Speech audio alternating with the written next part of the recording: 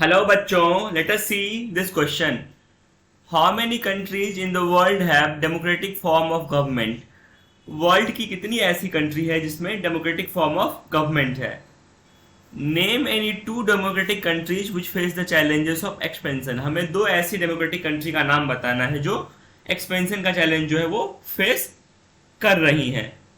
What is democracy reform? Democracy reforms क्या है और डेमोक्रेटिक रिफॉर्म्स और पॉलिटिकल रिफॉर्म्स हमें ये बताना है. Who should carry out the democratic reforms? Democratic reforms को कौन कैरी करता है, किन्हें कैरी करना चाहिए? Name an act that empowers the people to find out what is happening in the government act as the watchdog of democracy. तो ऐसे act का नाम बताना है जो लोगों को एम्पावर करता है कि फाइंड आउट कर सके, समझ सके कि गवर्नमेंट में क्या चल रहा है और to act as the watchdog of democracy. Now let us see the key concept for this question. So the key concept is democratic reforms. अब ये democratic reforms क्या होते हैं?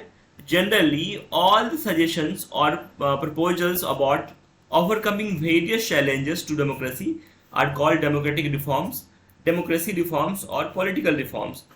तो जितने टाइप के suggestions होते हैं, proposals होते हैं, ताकि डेमोक्रेसी के challenges को ख़त्म किया जा सके, उसे हम या तो डेमोक्रेसी रिफॉर्म बोल सकते हैं, डेमोक्रेटिक रिफॉर्म बोल सकते हैं और पॉलिटिकल रिफॉर्म बोल सकते हैं. Now let us see the questions and answers one by one.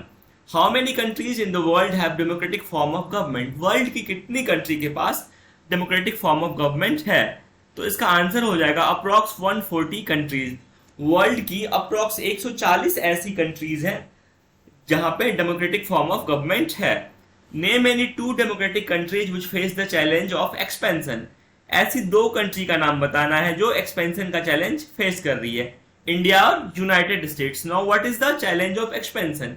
Challenge of expansion का मतलब होता है जितने भी डेमोक्रेटिक राइट्स हो, जैसे fundamental rights, rights to equality, तो ये सब सारे राइट्स हैं, उसको अलग अलग रीजन्स तक पहुंचाना, अलग अलग सोशल ग्रुप तक पहुंचाना ही कहलाता है challenge of expansion.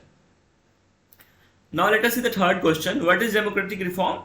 Democracy reform or political reforms. So all suggestions or proposals about overcoming various challenges to democracy. तो बेसिकली हमारा की कंसेप्ट ही है इसका आंसर. जो जितने भी टाइप के प्रपोजल्स होते हैं, सजेशंस होते हैं डेमोक्रेसी के चैलेंजेस को ओवरकम करने के लिए, उसको हम बोलते हैं डेमोक्रेटिक रिफॉर्म्स या political reforms. Now question fourth. Who should carry out the democratic reforms? Democratic reforms को किसे कैरी करना चाहिए? तो political activist, parties, movements and political conscious citizen. जो ऐसे पॉलिटिकल एक्टिविस्ट होते हैं, पॉलिटिकल पार्टीज होती हैं और जो पॉलिटिकली कॉन्शियस सिटीजन्स होती है, वो क्या करती है? डेमोक्रेटिक रिफॉर्म्स लाने में मदद करती है, फिर उन्हें डेमोक्रेटिक रिफॉर्म्स करने चाहिए. अब ऐसे एक्ट का नाम बताना है जो लोगों को एम्पावर करता है to find out what is happening in the government, government में क्या चल रहा है, and act as the watchdog of democracy, और डेमोक्रेसी में वॉचडॉग की तरह एक्ट करे. तो इसका आंसर हो जाएगा right to information act. Right to information act क्या काम करता है?